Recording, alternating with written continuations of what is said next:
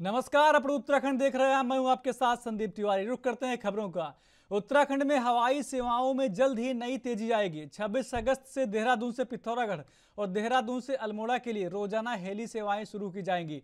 दरअसल मुख्यमंत्री पुष्कर सिंह धामी के अनुरोध पर केंद्रीय नागरिक उड्डयन मंत्री ज्योतिरादित्य सिंधिया ने इस संबंध में आश्वासन दिया है। बता दें कि मुख्यमंत्री पुष्कर सिंह धामी ने केंद्रीय मंत्री सिंधिया से मुलाकात कर राज्य में हवाई कनेक्टिविटी को लेकर चर्चा की। सीएम धामी ने कहा कि पिथौरागढ़ में फिक्स विंग कनेक्टिविटी की जरूरत है। वर्तमान में 3 हवाई रूट पिथौरागढ़ पंतनगर, पिथौरागढ़ हिंडन और पिथौरागढ़ देहरादून के लिए एयरलाइन के चयन की प्रक्रिया रीजनल कनेक्टिविटी स्कीम के तहत गतिमान है। मुख्यमंत्री धामी ने पवन हंस को रीजनल कनेक्टिविटी स्कीम के तहत पिथौरागढ़ के लिए हेली सेवा के सुचारू संचालन और अल्मोड़ा को हेली सेवा से जोड़ने की मांग की है। इस पर केंद्रीय मंत्री सिंधिया ने अधिकारियों को निर्देश दे दिए हैं। 26 अगस्त से प्रत्येक दिन पवन हंस की हवाई सेवा उपलब्ध कराई जाए।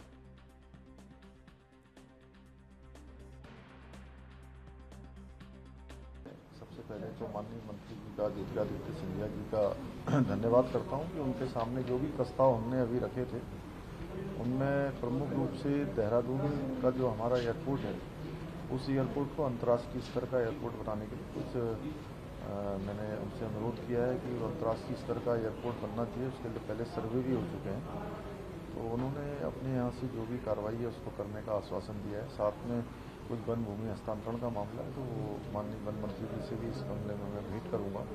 इसके साथ साथ जो पंतनगर का एयरपोर्ट है, पंतनगर के एयरपोर्ट को फिर से उसका सर्वे होगा और चूँकि उसमें कोई भी बस्ती या कोई भी जो पहले से वहाँ पर बसे हुए लोग हैं उनको नहीं हटाया जाएगा, उसका विस्तारीकरण किया जाएगा। उसको भी जो है बड़ा अंतर्राष्ट्रीय स्तर का हवाई अड्डा बनाने के लिए उस पर भी काम होगा। माननीय मंत्री जी ने हमको अभी अपने अधिकारियों को निर्देश दिया है। पिथौरागढ़ की जो एयर स्ट्रिप है उसमें 30 सितंबर तक वहाँ पर नियमित रूप से हवाई सेवा चले, क्राफ्ट चले। उसके लिए 30 सितंबर तक कंपनियों को अवार्ड हो जाएगा और उसके बाद ज्वाइंट वेंचर में भारत सरकार और राज्य सरकार दोनों मिलकर उस पर एयरपोर्ट का निर्माण भी होगा और एयरपोर्ट चलाने के आगे की कार्रवाई होगी। इसके साथ साथ जो हमारा चिन्यालीसौड़ और गौचर हवाई पट्टी है, क्योंकि ये हमारे लिए सामरिक रूप से और भौगोलिक रूप से दोनों ही रूप से सुरक्षा की दृष्टि से भी अति महत्वपूर्ण स्थान है, तो इन स्थानों पर भी चूँकि छोटी हवाई पट्टी बननी है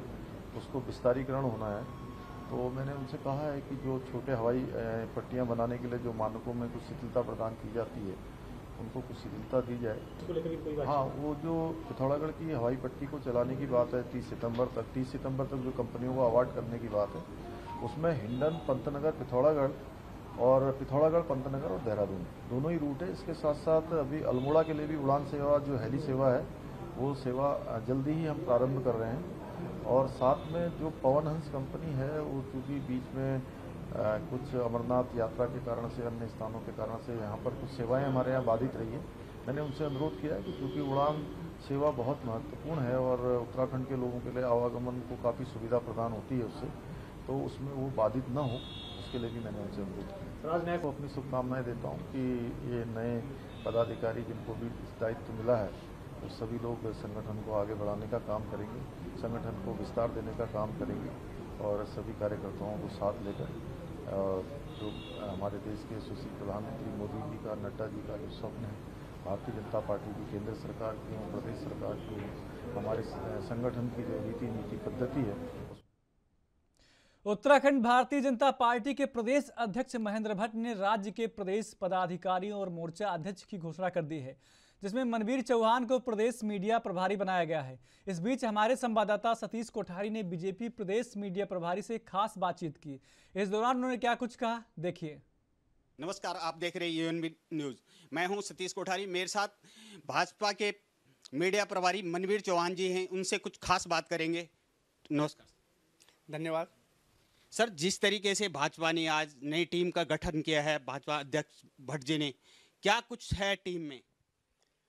देखिए, भारतीय जनता पार्टी के हमारे यशस्वी प्रदेश अध्यक्ष माननीय महेंद्र भट्ट जी और हमारे प्रदेश के महामंत्री संगठन माननीय अजय जी ने केंद्रीय नेतृत्व के साथ विचार विमर्श करने के बाद प्रदेश में भारतीय जनता पार्टी की एक नई टीम की घोषणा की है, जिसमें भारतीय जनता पार्टी के द्वारा माननीय प्रदेश अध्यक्ष जी ने सभी वर्गों और सभी हमारे जो क्षेत्रीय संतुलन और जातीय संतुलन को लेकर के सभी चीज़ों का समावेश करते हुए एक नई टीम की घोषणा की है। और मैं ये कह सकता हूँ कि ये एक जो नई टीम बनाई गई नई ऊर्जा के साथ प्रदेश में काम करने वाली है। और इस टीम जो ये टीम है इसकी मेहनत के बाद हम 2024 में प्रचंड बहुमत के साथ केंद्र में सरकार बनाएंगे और प्रदेश में जो अन्य चुनाव होने वाले हैं उसमें भी हम प्रचंड जीतने वाले हैं। अभी लगातार चुनाव हैं, हरिद्वार चुनाव है, फिर महानगर चुनाव है, 24 के चुनाव उसके बाद हैं। तो पहले से अभी से 24 की तैयारी कर रहे हैं आप, जबकि हरिद्वार और नगर निगम चुनाव बाकी हैं। देखिए, भारतीय जनता पार्टी चुनाव को लेकर को किसी विशेष चुनाव के लिए कोई तैयारी नहीं करती है, लेकिन हम राजनीतिक दल के लोग हैं तो जो हमारे सभी कार्यकर्ता हैं उनको चाहे वो हमारे लोकल चुनाव हो, चाहे प्रदेश का चुनाव हो, चाहे केंद्र का लोकसभा का चुनाव हो, सभी चुनाव को लेकर मद्देनजर रखते हुए हम कार्य करते हैं। और इसी प्रकार हमने जो पहले हमारे हरिद्वार के चुनाव होने जा रहे हैं जिसमें हम भारी बहुमत से जीतने वाले हैं। उसके बाद हमारे नगर निकाय और पंचायतों के चुनाव हैं। उसके बाद लोकसभा में हम 5 सीटें उत्तराखंड से इसमें जीतने वाले हैं और केंद्र में प्रधानमंत्री नरेंद्र मोदी जी के नेतृत्व में एसओसी सरकार पुनः बनने वाली है। संगठन में तो काफ़ी जिम्मेवारी दी महिलाओं को, लेकिन जहां चुनाव की नौबत आती है वहां कम क्यों? ऐसा नहीं है। भारतीय जनता पार्टी के द्वारा हमेशा महिलाओं के सम्मान के लिए कार्य किया गया है। और महिलाओं को अगर हमारे देश के अंदर कोई राजनीतिक दल अगर किसी ने सम्मान दिया है तो अभी माननीय नरेंद्र मोदी जी के कैबिनेट में सर्वाधिक इस समय महिलाओं को मंत्री पद दिए गए हैं। इसके साथ ही हमारे प्रदेश में तो भारतीय जनता पार्टी की सरकार के द्वारा 50% का आरक्षण पंचायतों चुनाव में दिया गया है। तो ये अपने आप में पूरे देश के अंदर रिकॉर्ड है कि 50% आरक्षण हमारे राज्य में महिलाओं को दिया गया है, वो भी भारतीय जनता पार्टी सरकार के द्वारा दिया गया। अभी अग्निवीर की भर्तियों में कुछ देखने को मिला जिसपे कि सतपाल महाराज जी ने कुछ जांच के आदेश दिए, तो क्या लग रहा है आपको? नहीं, सतपाल महाराज जी ने जो बात रखी है कोई जांच के आदेश उन्होंने नहीं दिए हैं, लेकिन उन्हें जो हमारे जो पहाड़ी जनपद के जो हमारे अभ्यर्थी हैं जो वहाँ भर्ती के लिए गए हैं उनको लेकर के जो पहले सेना की भर्ती में जो उनको छूट दी जाती थी उसको लेकर के जो समस्या सामने आई, उस समस्या को उन्होंने केंद्रीय मंत्री से बात उसके बारे में की है कि वो छूट उनको दी जानी चाहिए, उसको लेकर के उनको वो छूट मिलनी भी चाहिए। अभी काफ़ी कुछ चल रहा है ये यूपीएससी परीक्षा के उसमें, तो जिस तरीके से ये चल रहा है तो आपको नहीं लग रहा है कि युवाओं हताश हो रहे हैं? देखिए, उत्तराखंड के युवा उत्साहित हैं। हमारे एसओसी प्रदेश के मुख्यमंत्री माननीय पुष्कर सिंह धामी जी ने जो पूर्व में बेरोजगारों के साथ जिस प्रकार से उनके साथ कुछ भ्रष्ट तंत्र के लोग खिलवाड़ कर रहे थे उसको लेकर के जब उनके पास शिकायत आई उन्होंने उस तत्काल प्रभाव से उसका संज्ञान लिया और उन्होंने स्वयं संज्ञान लेते हुए इस पे तत्काल कार्रवाई करने के निर्देश दिए। उन्होंने एफआईआर दर्ज करने के निर्देश दिए और एसटीएफ को इसकी जांच दी और एसटीएफ बहुत ही अच्छा कार्य कर रही है और 20-22 लोगों को जेल भेज चुकी है। और हमारे एसओसी मुख्यमंत्री कह चुके हैं, स्पष्ट कह चुके हैं कि प्रदेश के अंदर उत्तराखंड की धरती पर न भ्रष्टाचारी रहेगा न भ्रष्टाचार रहेगा। इसको लेकर के उन्होंने स्पष्ट कहा है कि चाहे कितने से बड़ा इस गोरखधंधे में जो शामिल हैं वो बड़े से बड़ा पदाधिकारी हो, चाहे बड़े से बड़ा कोई आदमी हो, चाहे छोटे से छोटा आदमी हो, किसी को भी इस भर्ती प्रकरण में शामिल है किसी को भी किसी भी शर्त में नहीं छोड़ा जाएगा। साथ ही उन्होंने कहा कि अगर इस कि जांच में अगर उच्च स्तरीय जांच भी कराने की भी आवश्यकता पड़ी उसके लिए भी सरकार तैयार है। क्या आपको लग रहा है कि पहाड़ की जवानी और पहाड़ का पानी यहाँ के काम आ रहा है? बिल्कुल, पहाड़ का पानी और पहाड़ की जवानी अब पहाड़ के काम आ रही है।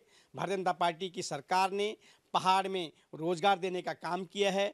हमारी सरकार ने चाहे केंद्र की सरकार हो स्वरोजगार देने का काम किया है और इससे हमारे पहली बार आपको राज्य बनने के बाद या राज्य बनने से पहले पहाड़ में रिवर्स पलायन आपको दिखाई दिया है। ये हमारी सरकार की उपलब्धि है। धन्यवाद सर। धन्यवाद। ये थे हमारे साथ मीडिया प्रभारी मनवीर चौहान। वहीं उत्तराखंड में मंगलवार को भारतीय जनता पार्टी की नई टीम की घोषणा हो गई है। केंद्रीय नेतृत्व की संस्तुति के बाद प्रदेश अध्यक्ष महेंद्र भट्ट ने नई टीम का ऐलान कर दिया है।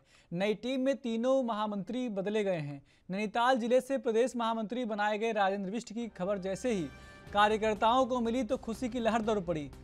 कार्यकर्ताओं ने एक दूसरे को मिठाई खिलाकर खुशी का इजहार किया। इधर महामंत्री बनाए जाने पर राजेंद्र बिष्ट ने केंद्रीय नेतृत्व और प्रदेश नेतृत्व का आभार व्यक्त करते हुए कहा कि 2024 के चुनाव के लिए प्रधानमंत्री नरेंद्र मोदी का जो सपना है उसे हम सब कार्यकर्ता मिलकर पूरा करेंगे। जनता पार्टी के केंद्रीय नेतृत्व का, प्रदेश नेतृत्व का तहे दिल से आभार व्यक्त करता हूं। हमारे प्रदेश के अध्यक्ष महेंद्र भट्ट जी, हमारे यशस्वी मुख्यमंत्री पुष्कर सिंह धामी जी, हमारे महामंत्री संगठन अजय जी और हमारे राष्ट्रीय अध्यक्ष जेपी नड्डा जी और हमारे राष्ट्रीय महामंत्री संगठन बीएल संतोष जी, दुष्यंत गौतम जी, हमारे जो उत्तराखंड के प्रभारी हैं और सह प्रभारी रेखा वर्मा जी का आभार व्यक्त करता हूं कि उनने मुझ पर अपना प्रदेश का महामंत्री के नाते मेरे को जिम्मेदारी दी है। तो उस जिम्मेदारी को मैं पूरी ईमानदारी के साथ, पूरी पारदर्शिता के साथ उन कार्यकर्ताओं को आगे बढ़ाने की हम कोशिश करेंगे। जैसा कि हमारे प्रदेश अध्यक्ष जी का भी मैसेज है कि जो ज़मीनी कार्यकर्ता हैं, जो परिश्रम करने वाले कार्यकर्ता हैं, वो संगठन में आगे आएँ और जिनके कारण 2024 का चुनाव हम सबके सामने चुनौती का विषय रहेगा और इस देश के यशस्वी प्रधानमंत्री नरेंद्र मोदी जी का जो सपना। उत्तराखंड के पर्यटन एवं लोक निर्माण मंत्री सतपाल महाराज ने कोटद्वार में चल रही अग्निवीर भर्ती के मानकों पर सवाल उठाए हैं। उन्होंने इस संबंध में एक वीडियो बयान भी जारी किया है। महाराज ने कहा कि भर्ती में नियमों की अनदेखी की जा रही है। उन्होंने केंद्रीय रक्षा राज्य मंत्री अजय भट्ट से जांच का अनुरोध किया है। महाराज ने कहा कि भर्ती के मानकों में व्याप्त विसंगतियों के चलते उत्तराखंड के युवा सफल नहीं हो पा रहे हैं। भर्ती में दौड़ का समय कम और जवानों की लंबाई को अधिक करने से राज्य के युवा भर्ती से बाहर हो रहे हैं। वहीं अब इसको लेकर विपक्ष सरकार पर हमलावर है। कांग्रेस प्रदेश अध्यक्ष करण माहरा का कहना है कि सतपाल महाराज द्वारा कही गई बात बिल्कुल जायज है। उत्तराखंड के लोग राष्ट्र प्रेमी हैं और उन्हें इस योजना के माध्यम से सीमा पर खतरा नजर आ रहा है।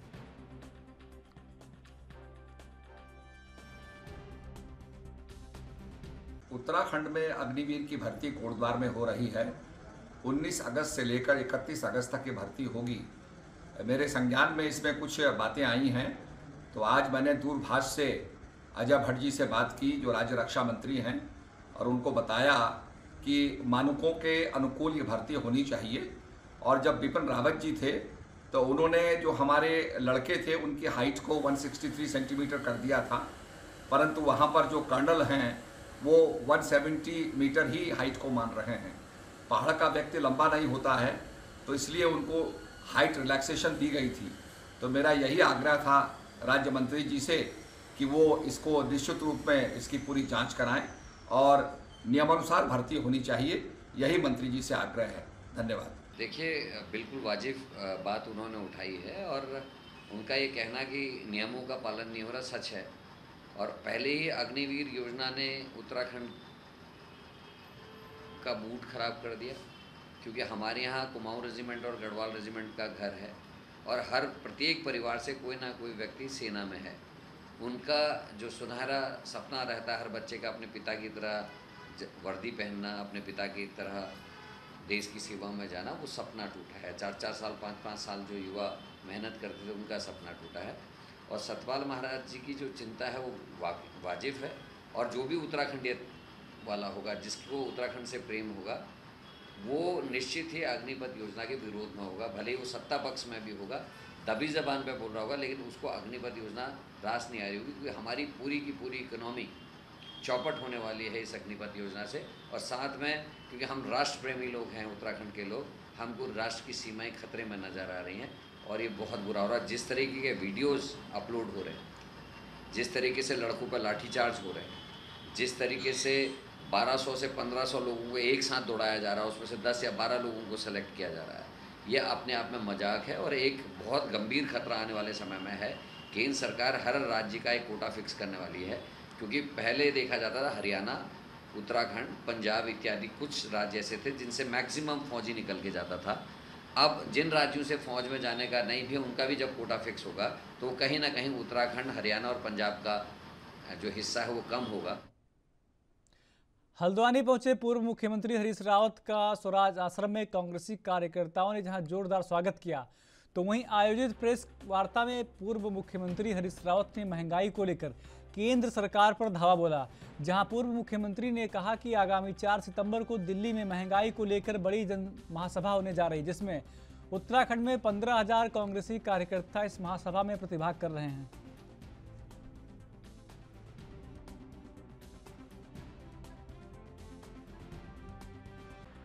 उत्तराखंड से भी दोनों में जो हमारी 4 तारीख को महंगाई के खिलाफ हल्ला बोल है, उसमें भी बड़ा उत्साहपूर्ण पार्टिसिपेशन होने जा रहा है। 15,000 के करीब कांग्रेस जन दिल्ली पहुंचेंगे और जो हमारी भारत जोड़ो यात्रा है राहुल गांधी जी के नेतृत्व में, जो कन्याकुमारी से प्रारंभ हो रही है, उसमें भी उत्तराखंड की भागीदारी है। 11 या कितने लोग जा रहे हैं, उनमें से 2 लोगों को तो मैंने अभी माला पहनाई। हमने तो ये तक कह दिया है कि सीबीआई की जांच पर भी उंगली उठ सकती है। न्यायपालिका के, हाईकोर्ट के सिटिंग जजेस की एक बेंच बना करके और उसके अधीन एसटीएफ को काम करने के लिए सौंपा जाएगा। तो हम चाहते हैं कि जांच निर्ममता के साथ हो और अंतिम व्यक्ति को भी इसमें, चाहे वो कोई व्यक्ति हो, उसको जेल के सलाखों के पीछे होना चाहिए जो भी इस हाकम सिंह संस्कृति में इन्वॉल्व है। अब मैं केवल यदि फोटो के आधार पर कहूँ, फोटो और जो हाकम सिंह से उपलब्ध दिखाई दे रहे हैं उस आधार पर कहूँ तो फिर आधी से ज़्यादा भाजपा तो जेल के पीछे हो जाती है, पहली नज़र में संदिग्ध हो जाते हैं। तो इसलिए मैं ऐसा नहीं कह रहा हूँ, इसको मेरी नरमी भी समझना चाहते हैं तो आप नरमी मान सकते हैं, लेकिन जितने लोग हाकम सिंह के संपर्क में रहे हैं वो संदेह में हैं और हमारा मानना है एक ही हाकम सिंह नहीं है, भाजपा के ऐसे कई हाकम सिंह हैं जो उनके संरक्षण में। वहीं सहकारिता मंत्री डॉक्टर धन सिंह रावत ने राज्य अतिथि गृह के सैल हॉल में आयोजित सहकारिता सम्मेलन में जनपद भर से आए काश्तकारों से वार्ता करते हुए उनकी समस्या सुनी। धन सिंह रावत ने कहा कि राज्य सरकार किसानों को 1 लाख से लेकर 5 लाख लोन 0% ब्याज पर ऋण दे रही है, जिसका अभी तक 6.5 लाख किसान लाभ उठा चुके हैं। सहकारिता समिति से जुड़े किसानों की सुविधा के लिए राज्य सरकार ने ऑनलाइन व्यवस्था लागू कर दी है ताकि उन्हें लेन देन में कोई असुविधा ना हो। सहकारिता मंत्री ने कहा कि जल्द ही नैनीताल में ग्रामीण घसियारी योजना की शुरुआत होने जा रही है, जो महिलाओं के लिए वरदान साबित होगी।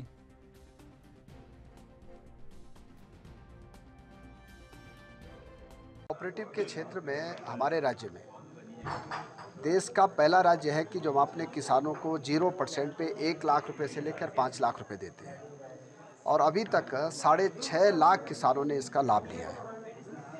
और मैं कह सकता हूं कि देश का पहला राज्य है कोऑपरेटिव क्षेत्र में जो कि पैक्सों को कंप्यूटराइजेशन कर चुका है।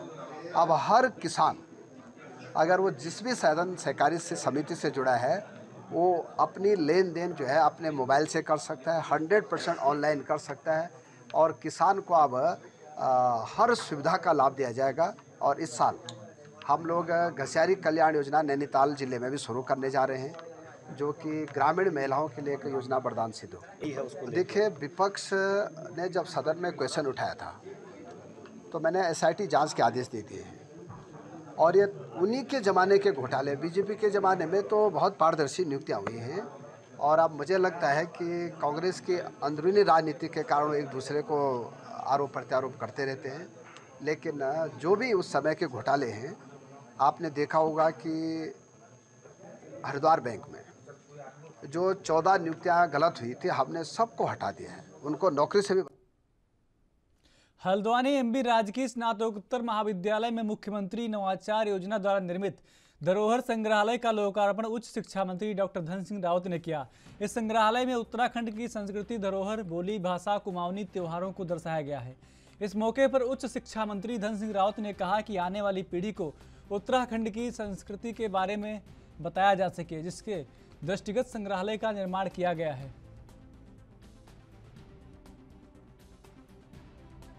बच्चों को हर प्रकार का ज्ञान देने का जो संकल्प हमारे प्रधानमंत्री जी ने लिया है, देश के शिक्षा मंत्री जी ने लिया है और हमारे प्रदेश के मुख्यमंत्री जी ने लिया है। हम लोगों ने अपने प्रदेश में राष्ट्रीय शिक्षा नीति को बाल बाटिका से जो है लागू कर दिया है। अब हम सितंबर के महीने में अपने उच्च शिक्षण संस्थानों में, अपने विश्वविद्यालय में राष्ट्रीय शिक्षा नीति को लागू करने जा रहे हैं। इसी परिप्रेक्ष्य में राष्ट्रीय शिक्षा नीति का एक कंपोनेंट ये भी है कि बच्चों को अपनी धरोहर से ज्ञात कराया जाए। और आज MBPG कॉलेज के हमारे प्राचार्य जी के द्वारा, हमारे डायरेक्टर के द्वारा और विशेषकर जो हमारे प्रोफेसर नेगी जी के द्वारा, उन्होंने आज यहाँ पे एक बहुत अच्छा जो है धरोहर के रूप में हमारे प्रदेश में जो भी बहुत ऐतिहासिक महत्व के हमारे संस्थान हैं, हमारे 4 धाम हैं, हमारी वन संपदाएं हैं, हमारे जो भी राष्ट्रीय धरोहर है, यहाँ पे बच्चों को एक अलग से ज्ञान मिल जाए इस चीज़ का, इसका आज उद्घाटन कराया है। और मैं पूरे MBPG कॉलेज के सभी शिक्षकों का। वहीं उत्तराखंड परिवहन विभाग में ठेके से हो रही ड्राइवर और कंडक्टर की भर्ती के खिलाफ उत्तराखंड रोडवेज कर्मचारी यूनियन ने मोर्चा खोल दिया है।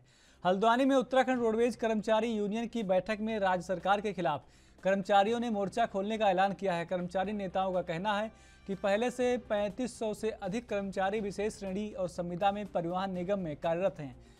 पहले उनको स्थायी नौकरी दी जाए, उसके बाद ही अगर कोई भर्ती निकालनी है तो भर्ती निकाली जाए।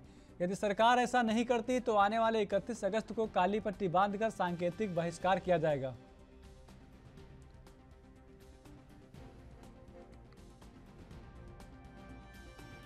ये हमारा उत्तरांचल रोडवेज कर्मचारी यूनियन का पूरा प्रदेश व्यापी आंदोलन चल रहा है।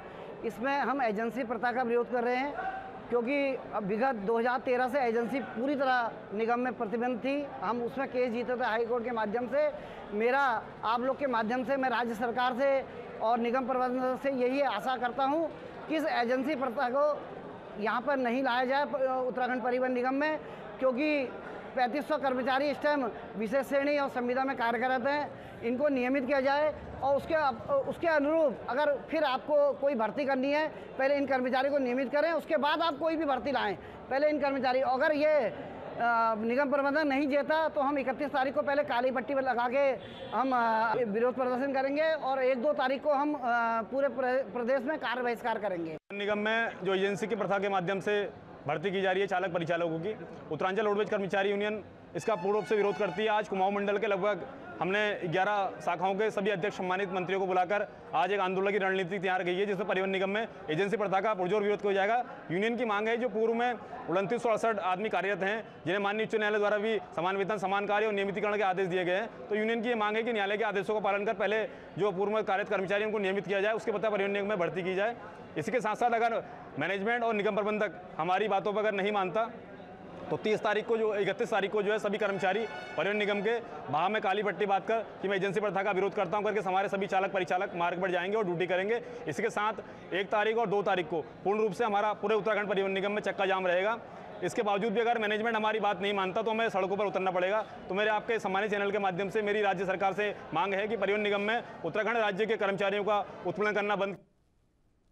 अल्मोड़ा जिले के सल्ट ब्लॉक में तैनात शिक्षकों को तीलू रौतेला पुरस्कार से सम्मानित करने की मांग क्षेत्र प्रतिनिधियों का कहना है कि सल्ट ब्लॉक में शिक्षक काशीपुर, जसपुर, सुल्तानपुर, बाजपुर आदि स्थानों से जान जोखिम में डालकर गनगड़ी कदेरा पार करके अपने स्कूल पहुंचते हैं।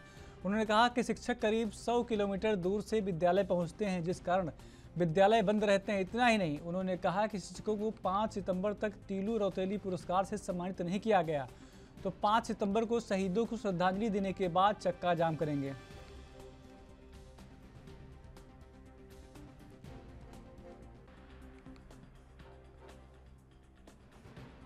उत्तराखंड के खास बुलेटिन में इतना ही। बाकी देश प्रदेश की तमाम खबरों के लिए देखते रहिए ANV न्यूज़। नमस्कार।